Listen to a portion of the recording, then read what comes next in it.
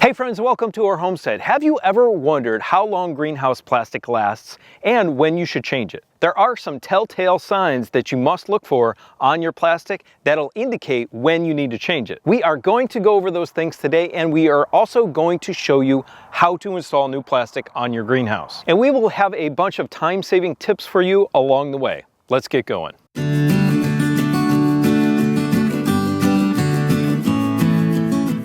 Well, first off, I know a lot of people out there are going to say, Eric, that's not a greenhouse. Well, it's commonly known as one. But yes, it is actually a polytunnel. It's a Quonset style polytunnel. But they essentially do the same thing, and that is protect your vegetable plants in either the summer or the winter, or both, depending where you're at. Before I start disassembling everything for you, let me talk about how long greenhouse plastic lasts. Okay, this is going to be very dependent on your climate. Here in Texas, we have a higher sun angle. A higher sun angle means more UV radiation hits this plastic. And that just means it won't last as long as it would in, say, Michigan. This is a polyethylene plastic. It is 6 mils thick. It is warranted for 4 years, and we've had this on here for 5. So we've gotten some new plastic because this has really started to break down. There are instances, though, where farmers up in the northern states have used their polyplastic for upwards of 9 years. So you're going to really have to look close at yours to see how its condition is. Okay, there are several things that affect the longevity of your plastic, and the number one thing is the sun, of course, it's obvious. The UV treatment on here will break down over time, and then your plastic will get brittle like this. It'll just kind of start cracking apart a little bit and be very easy to tear. But other things can affect your greenhouse plastic longevity as well. And one you can see right here, that is claw marks from my cats. But other animals can tear at the plastic as well. But not only that, you can have wear marks where it is touching certain areas of the greenhouse and rubbing. Also, you could have debris that lands on it and rips it. Luckily, we're far enough from our trees here where we really don't have to worry about that too much, but we have had some decent sized branches come off the trees and just barely touch the plastic. And then, of course, the last one is human error. I have poked through the plastic with a garden rake numerous times. But you can easily repair those small holes with a greenhouse film tape. I certainly recommend that to start. But for us, there are some areas that just got brittle and it's not easy to tape off, so we're just going to replace it. If you are interested, I do have a coupon code below in the description along with my link that'll allow you to get 10% off your greenhouse film. So check it out. Now, I did want to mention something that will extend the longevity of your greenhouse film is a shade cloth. And if you didn't see our video on shade cloth, especially for this area of Texas, you need to go check that out. The link is up here. Of course, this is stating the obvious, but the areas that are not covered by the shade cloth are going to wear quicker than what's under the shade cloth. And here's a little tidbit about sun radiation. There's 3 types of UV radiation that come from the sun. UVA, which our skin uses to create vitamin D, and that is the good radiation for us. UVB, which is the stuff that can really burn us if we're outside too long, and that's the radiation that this greenhouse film stops. And then UVC radiation, which is stopped by our atmosphere, because that would burn us to a crisp in a few seconds. But did you know the UVB radiation that this is stopping is actually a little harmful to the plants?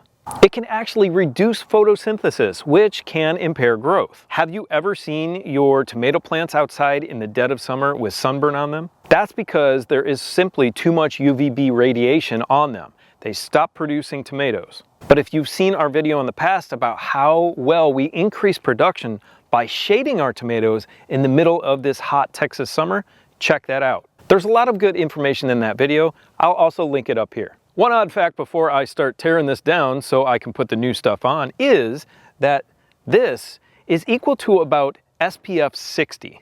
All right, let's start tearing this down. Okay, step number 1, we are going to take off the wind strapping and the straps that guide the lower roll-up side. And then we'll get the wiggle wire out of all the channels. Okay, as a quick side note, when you are taking this apart, make sure it's on a day that's appropriate for you and a time of year that's appropriate for you. If that is in winter and you don't have anything in the greenhouse, that's perfect. If it's in summer and everything is kind of burnt out, no problem. Now, it is best that you do it on a day that's not very windy.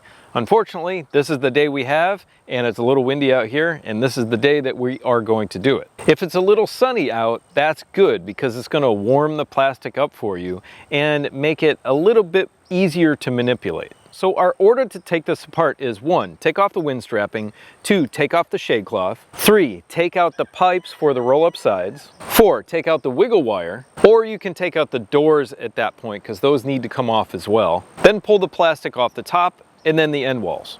And then of course it will go back together the same way. The end walls first, then the top, then the doors, the shade cloth, and then the wind strapping last. Okay, let's get back to work.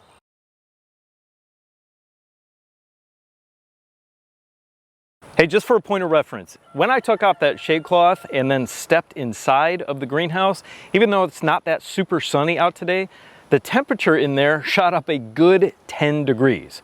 So if you're wondering if you should get a shade cloth or not, I highly recommend you do. Especially if you live in the southern states like I do and you are trying to keep things alive in the middle of summer in your greenhouse. Our coupon code also works for the shade cloth, so check that out in the description below. Okay, now let's get out the wiggle wire, and all you need to do is pop out the end. Once you get it started, just wiggles out. All right, just one suggestion here with these aluminum sides. You have to get this clamp off, and sometimes these are insanely tight on there. They're meant to hold that plastic really well.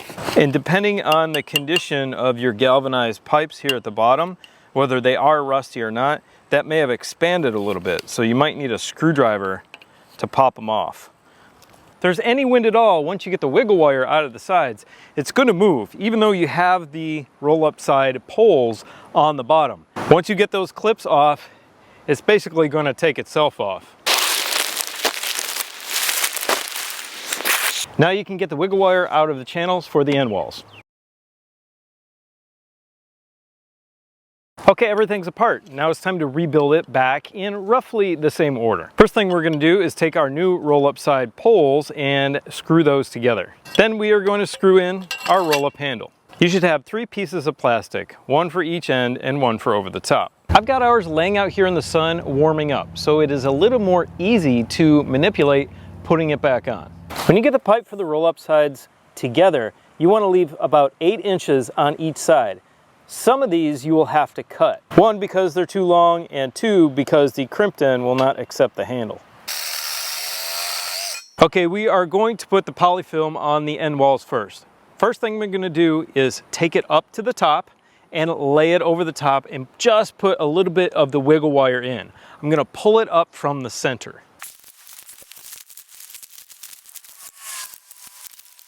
When I do this, I'm not putting the entire wiggle wire in, just about 2 feet, give or take. Then down here at the bottom, I'm also going to hold it in place with just a little bit of the wiggle wire. Once the bottom is set and even, I'm going to pull it hard over the top and then re-secure everything with the wiggle wire over the top so I can really get it taut. Once you get your end walls on and stretched and nice and taut, it's time to put the top on. And if you were thinking that this needs to be flipped a certain way, this greenhouse film, it actually doesn't. There are some brands that you find on Amazon that need to have one side toward the sun and one side in, but that's not the case with this growerssolution film. You can flip this whichever way you want. The light transmission is the same and the UV resistance is the same. This next step you can do either right now before the top is on or after you get the top on. And that is trim the plastic back from the inside of your end wall. You can leave about 8 inches on the inside just to give you a little play in case you need to adjust it. Now that you have the end walls on, which was pretty easy to do, you're asking yourself, well, how do I get this giant long piece of plastic over the top? That's easy. Water bottles. We're going to tie these water bottles to a piece of paracord, which is one of the most versatile tools you can have on your homestead. We're going to tie the other end of this paracord to the corner of the plastic and then throw the bottle over, pull the paracord, it'll pull the plastic right over. What we're going to do is find our corner of our plastic and make kind of a cone like that. And we are going to lay our paracord over the top and fold the plastic over the paracord. We're going to make and leave a loop at the side and start wrapping this around this corner as tightly as you can. So you have a little bit left. You're going to put it through that loop that you just made and then pull the other end tight. Now you might want a little bit extra on the end, but pull that tight. And now you're going to be able to throw that paracord over and pull the plastic over. Make sure it's not going to catch on anything, including your feet. Just toss it over the whole house. And from there, you can see, you'll be able to start pulling the plastic over the top.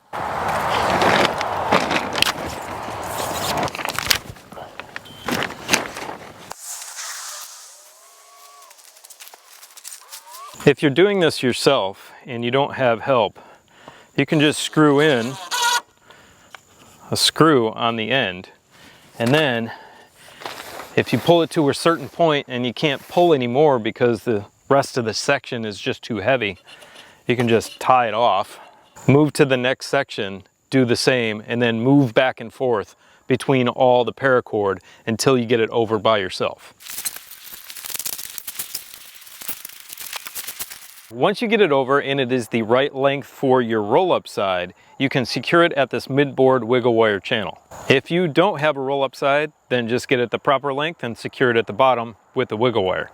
We've got everything secured so it's not going anywhere, but it's getting very dark out here. The camera enhances the light and I can't see anything, so I'll see you in the morning. And we're back, it's the next morning. I want to get this done before the sun really gets out and starts to heat things up inside. I'm going to use the same bottle trick to throw over the wind strapping. We'll secure that to the side like it was before with the washers and screws. Get everything cut and trimmed, then I'll put the doors in and we're all set. Now what we want to do with our roll-up sides is, of course, we're going to trim off our end plastic so that we have enough room here to roll up on our bar. We're going to set our rolling bar up on our baseboard right here, wrap our plastic around to measure, and then clamp it in place. This is our first measurement. Once we have everything trimmed and cut, we're going to come back and wrap it the other way. And that's going to prevent water from getting down and sitting in this crack and rusting out our pipe. So this is the first step, and then we're going to come back and flip it around. And hopefully that tip is helpful for you to get this set correctly. Now that we have the roll-up sides done, we are going to put on the guide straps for those sides, and that should really button everything up. Everything else is kind of optional, like the shade cloth and the doors. And I've covered those in other videos. If you want to check those out, click this link up here. If you have any questions for us, please leave them in the comment section below. And don't forget our link and 10% off coupon code in the description below the video. This takes just a little bit of time and you can do it yourself if you don't have anybody to help you. Just use those few tricks I showed and you're good to go. Now YouTube tells me you will love this video next, so go check it out. Have a beautiful, blessed day. We'll see you next time. Bye.